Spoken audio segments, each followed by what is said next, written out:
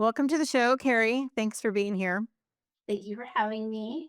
I want to have you on here because you and I have been working together for how long now? About a year, I Yeah, think. I actually think it's more than a year Has now. it been more than Yeah. a year?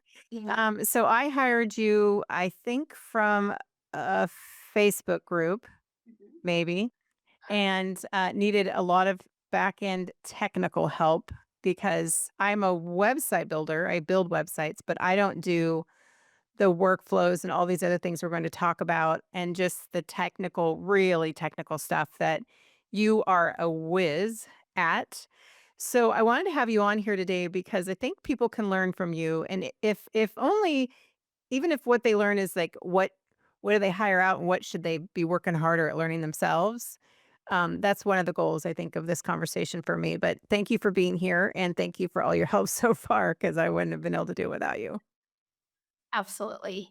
I'm very excited to be here and, Yeah. I've seen your interviews with other people and all your reels and all your, I know all the back end stuff that other people don't know about your business. So it's fun to be on the front end side. Well, and we can talk about one of the things that kind of you segued us in is the stop and starts that we have sometimes because when I came to you originally, I was launching a huge project I've been working on for about a year. And after the passing of my dad, I just completely shifted gears and made a big decision to make a change. And you were part of that and you're part of what I'm doing now. And you've also made a big shift and a big change. So let's talk about that in terms of your career because here you are now. You've kind of eliminated some things from your life to make this more possible. So let's start from the beginning because I Yeah. really want people to understand that pivot you've made. A couple of Yeah. them. Yeah, very big pivot. So, I like how you said I eliminated a few things from my life. So, I think that's funny because it's not really just elimination, it's been a complete identity shift for me.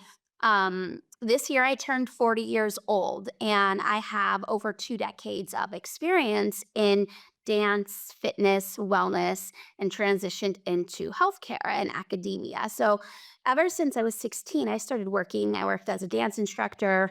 I've had multiple roles as fitness instructors. I've, ran multiple gyms. I've had my own fitness studio.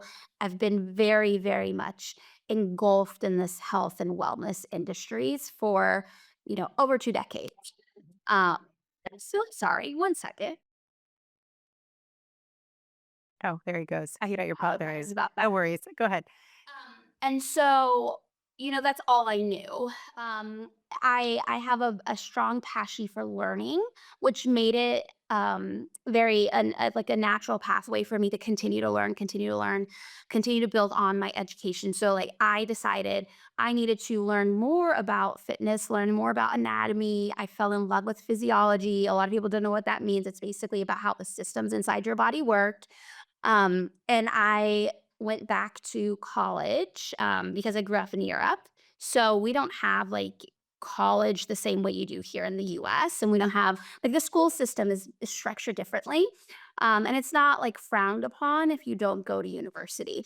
And so instead of going to university, I decided to work. And I worked on a cruise ship. I danced for 6 months from Norway to Denmark. Every other weekend, I would go dance. I was like living out my best life as a dancer. And then I taught fitness classes and um, really was completely engulfed in that lifestyle. And then I came to the US and only had $2,000 in my pocket, and no one would hire me. Even though I had over a decade of Nobody wanted to hire you dancing? no one wanted to hire me for fitness, for dance, for anything, and the reason was because I didn't have any formal, US education, and none of my education that I had or certifications or anything, was respected here in the US for, lack of better words, so I decided to go to community college, and I did that at the age of 30, and so I was, of course, older than everyone. I already had 10 years of working experience, and so um, my professors saw me and I really felt seen. And feeling seen is incredibly important to me because I've had a really tough childhood, grew up in foster care, born in the US, grew up in Europe, like a long, crazy story. And I've always been like struggling to find my way, struggling to find like where I fit in. I'm biracial, and that's been like a huge part of my identity of like, okay, well, I'm not enough of this or I'm not enough of that. And I speak multiple languages, but I don't know all the words in either language. And it's, a lot of things I've really struggled with finding like, who am I? What brings me joy? And being able to help others brings me joy. And so when I started going to this community college, the professors, they saw me and they're like, hey, do you want to work here? And as soon as I graduated, I got a job there, started working as an instructor, then worked my way up to adjunct professor as I would continue on with my education. And then I actually continued to go on with my education to a PhD program. Fast forward, I became a full time faculty member at different. That's a lot. It is a lot, yeah, at a different university, all within my background of health and wellness. My professional title is a clinical exercise physiologist, and basically what that means, for the watered down version, is a physical therapist for your heart. So, I was working in hospitals, working in outpatient clinics and facilities. I do Like recovery after a heart attack and recovery after a heart attack, yep. Or prevention. Like, I sure. would do diagnostic tests on people who were going to go into surgery to see if they were strong if their hearts were strong enough for them to be able to, um, participate in the surgery. So, I had this natural progression of working my way up in a sense. You got to where you were working towards. You got to where Yes, you I got wanted to to be. where I wanted to be. What At what point then did I meet you in this Mhm. this transition to what you do now? Yeah, How so, far into that transition were you? yes, I was about 8 years in to this transition, and I met you, well, I would say 7 maybe, because I met you about a year ago, Mhm. and, I reached the level that I wanted to reach, but it wasn't fulfilling anymore, and so I needed to do something else to kinda give me more joy and more, as crazy as it sounds, intellectual stimulation. Yeah. And during COVID, I found a company that did marketing, automations, websites for fitness owners and health and wellness facilities. And so for me, it was a very natural side job to have. And I was working for someone else on the weekends. And then when, the schools were on break, I would work full time for them. And so it's like, I really love this. Automations are my jam. It's really fun. Always working Let's with. explain what automations are. Well, actually, let's take a quick break and we'll come back. We'll talk about what automations are and just what it exactly is you do now so Mhm, that some people don't realize that there's so much automated in their business already mhm. or that there can be. So Right. take a break. We're going to talk more with Carrie in just a second.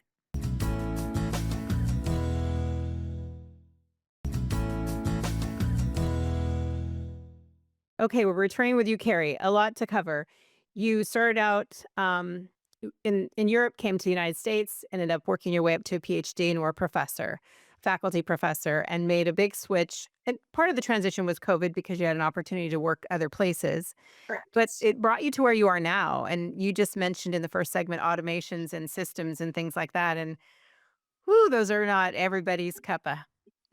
No. So honestly, everyone uses automations. They might not just, they might not think about it. Right. So, you know how your alarm clock goes off every morning at a specific time that you set it? Well, that's an automation. How your coffee maker can have the coffee ready for you by the time you come downstairs? That's an automation.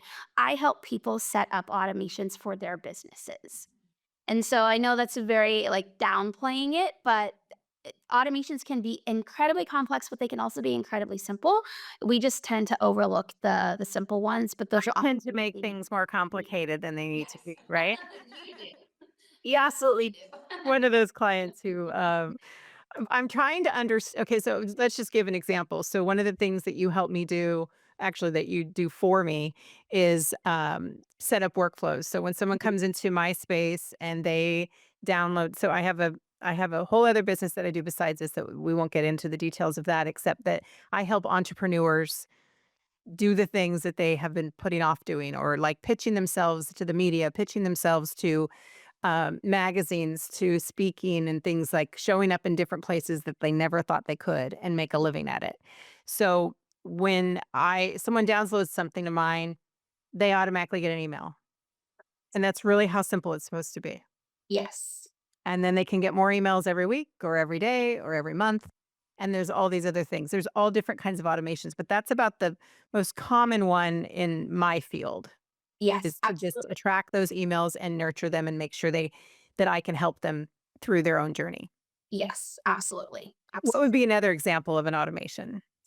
It could be getting appointment reminders when someone books on your calendar, right? Mhm. That goes straight into your Google or your iCal or your Outlook, and then they can get reminders leading up to your session with them. That's an automation that people have in place or should have in place at least. Invoice That's funny because I booked reminders. you on this show and I don't have any automation for You did not have any. I texted you, "You wanna come on the show here sometimes?" So you would have had if it's reversed, when I book with you, you book me on your calendar, then I receive this reminder with a link to the Mhm. calendar and all Yes, of that, and so correct. that's a better system than what I've been doing for the last 14 whatever years I've been hosting shows. Yes, Yes, basic. 18 years actually. So, okay, so then when you think about, helping people, so I think sometimes we don't think about what help looks like. Like, help isn't, necessarily, like, physically helping or emotionally helping, but I Mhm. think that you're helping them well, you are helping them emotionally in all these other ways Mhm. by making this part of their business simple, and Right. so you like the technical side of things Yeah, and how much relief it brings people. absolutely. So, um, because of my big transition from academia and healthcare to tech, people don't understand the connection there. The connection is the helping of people. I don't have any academic training in marketing and in automations other than courses I've taken here and there. But at the end of the day, I still get to help people. And I do get to help them physically because they get more time so they can go play with their kids or walk their dogs or go to the gym. Yeah, I do help you're people emotionally and mentally. They can have peace of mind knowing that, okay, if someone opts in for my freebie, they don't have to be watching their phone or checking their phone all the time. They can go to sleep and wake up and see, oh, I got paid X amount of dollars while I was yeah, sleeping. And that brings peace of mind and it brings joy. So absolutely. I'm still able to help business owners, and that's truly in the root of all things where my passion lies, and so it makes sense for me because I do grasp the technical side of things, and I mean all of this information is out there. It's not like I'm hiding all the best known tech secrets. It's just that it's something I'm really good at, and I love to share and I love to teach. Well, and that's the thing, I guess what I'm trying to say is one would think that how is automations helping people other than helping them in their business? And I know from working with you, I mean, we did a Zoom call. I think the only work I did for a month and a half after my dad passed was working with you Right. to try to figure out how to automate some of this stuff or, what I'm going to keep and what I'm not. And so Right. to get on that for me to have gotten on the phone with anyone or on a Zoom with anyone during that time, it was you, and so Right. I recognize that there's emotional support, there's physical support, there's, intellectual support, Yeah. there's, talking us back, like, from overthinking and making things harder. I can't imagine what you say to your team about me sometimes. I hope you're kind. But every once in a while, you have a team now, so let's say Yeah. that. You started out on your own, you have a team now, and they're lovely. And, we will email back and forth, and they're very good at what they do, but I ask more questions than most people, I think, and so then every once in a while, you'll pop in Mhm. and answer the question and solve it, and it's not because they're not doing a great job, it's because I'm a little m more than some of your clients probably. But I Um, but I yeah. know that we have a great relationship, I just try Yes. to understand things more than I probably need to. Yeah, I think too, going back to my academic background, people learn in different ways, and sometimes you just need someone else to say it in a different way, or sometimes clients just need to know that they're being heard and understood. And that's another thing that automations does in a way that I help people is and this is so perfect for you and for your audience because I know you do this as well. You help people bring their vision to life. Mhm. They want to do something and they don't necessarily think that they can, and then they have a chat with you or they have a chat with me, and it's just a conversation. What do you want to do? What does that look like? And then we reverse engineer it and we make it happen, not by doing incredibly complex things, but by breaking it down one step at a time. And then, kind of using that academic background and psychology of making steps actionable and achievable so that we don't give up and don't feel frustrated. And I think that's how I'm able to provide such success to my clients. And why you've become such a success yourself, because Yeah. you are the definition of a person who started a side hustle Mhm. and then started working a little more, and then you decided that this is where you want to be full time. You left your professor job and you are now doing this full time. And now you have a team of people helping you. And Correct. so that is the dream for some people, Mhm. to start a side hustle. I've started side hustles that have enabled me to be home with my kid when he was a kid and go do the things I want to do and work from anywhere. And that's a beautiful thing that, and even people who, it doesn't matter what kind of business we have, whether we're an entrepreneur and we work from anywhere, or we're someone who works for a company and we're part of making sure systems work. There has to be some systems in place that make all of those things possible. Right. And for you to be able to come into the back end of something and just say, "This is how it works, and let me just do it," and you make a good living at it, that's really something. It's really Thank something. you. I'm proud Thank of you you. Thank because you. I know you weren't full time at it when we first met. So No, I was juggling far too much. Yeah, I exit my professorship in May of this year. So now I'm full time in my business and we're thriving. We are growing exponentially. It's wonderful. Sometimes I have to take a step back and almost pinch myself like, wow, I did this. Like, mhm. I was actually I never dreamed that I could have a five-figure mom or Yeah. make over six figures or, you know, help people. And I have clients in 16 countries. I never in my wildest dreams Mhm. dreamed that I would be able to do that. So, and Yeah, I'm truly, proud of you. That's a good thing. thank you. Let's take a break. And I mean, it doesn't, let's also though talk about how even with the success you've had and people watching the success they've had, there's still this thing that's called imposter syndrome that I've just learned about. It doesn't mean I haven't experienced it. I just didn't have a name for it. So we'll talk about that when we come back.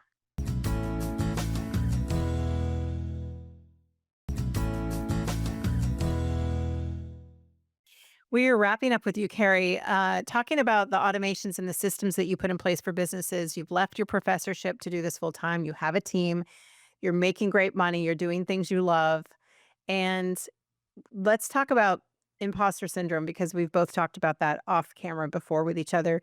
And just give a definition for it, if you would, please. And then we can kind of get into what that looks like for individuals. Yeah, absolutely. So, in my opinion, imposter syndrome is when you are good at something or you're successful, but then you're doubting yourself. For some reason inside of you, there's something, a little voice telling you that you can't do it. You're not good enough to do it. That's Yeah. Why imposter. would somebody hire you to do this when there's so many other people out there doing it that have been Yeah. doing it longer or better or have more of an audience, or Mhm. especially if you're in a social media space? Correct. Like someone like me who's just getting started on social media in terms of like followers and trying to build an audience. I've been an entrepreneur for 22 years. I've made a living doing exactly what I want to do for most of those years. And then I look at these other people who've been on Instagram and have thousands of followers and they seem to know exactly what they need to see every single day. Yeah. And you forget that they started somewhere too. Mhm. So wherever you are in business or wherever you are in life, really. Right. And how do you overcome that? How have you overcome that? And I know it's always a work in progress, but what are some of the things that you do for yourself to avoid that? Because it slows you down sometimes. Oh, it definitely slows you down. I'm not gonna lie, I have some days I just want to go hide under the blanket and, drink a glass of wine or a cup of tea and not talk to anyone.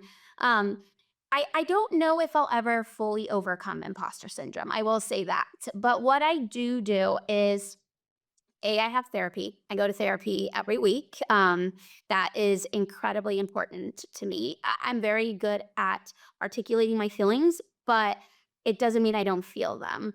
Another thing I do is I surround myself with other women entrepreneurs who I look up to and who I aspire to be more like.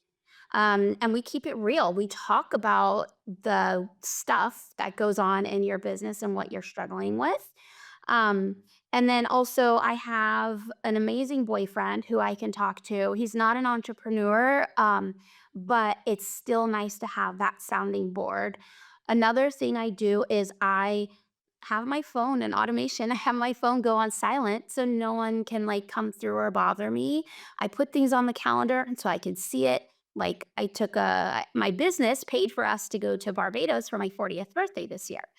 And that was a goal. I put it on the calendar and I saw it and I saw it and I saw it and I saw it months in advance so that when we left and I disconnected from work, I didn't feel like an imposter just faking this success because I had it planned for so long. So, trying to tell myself, you just Reach that goal.